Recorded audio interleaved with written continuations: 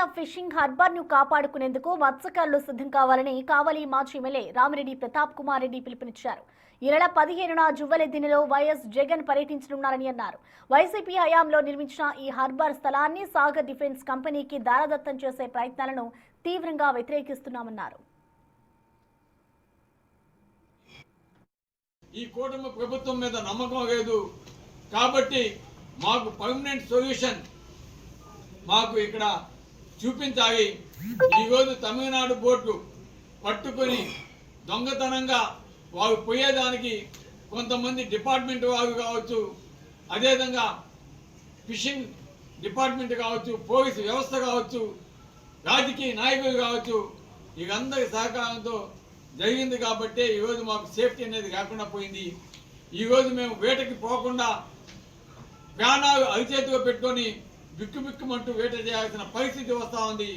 దీనివల్ల మాకు ఎంత నష్టమో, ఎన్ని కోట్లు ఈరోజు నష్టమో, మా నష్టాన్ని మా గ్రామాలు వేసిన 2-3 కోట్లతోటి ఆ పెనాల్టీతో తీరేది ఇక్కడ కాదు. మాకు పర్మనెంట్ సొల్యూషన్ కావాలా, మా సమస్యలన్నీ కూడా జగన్మోహన్ రెడ్డి గారికి చెప్పుకోవాలా. కాబట్టి మాకు ఒక ఇంట్రాక్షన్ కార్యక్రమం కూడా జగన్మోహన్ రెడ్డి గారితో పెట్టించండి, సపరేట్గా మా మత్స్యకారులు అంతా కూడా మేము మాట్లాడతాము అని చెప్పడం జరిగింది.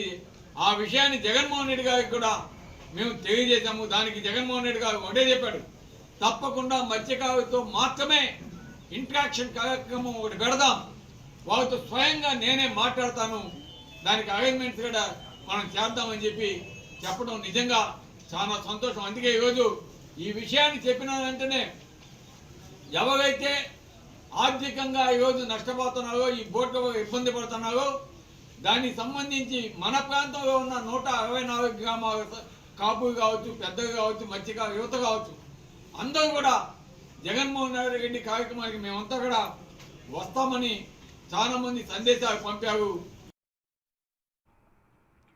కూటమి ప్రభుత్వం మత్స్యకారుల ప్రయోజనాలను గాలి కొదిలేసిందని, తమిళనాడు బోట్ల చొరబాటును అరికట్టడంలో విఫలమైందని మండిపడ్డారు.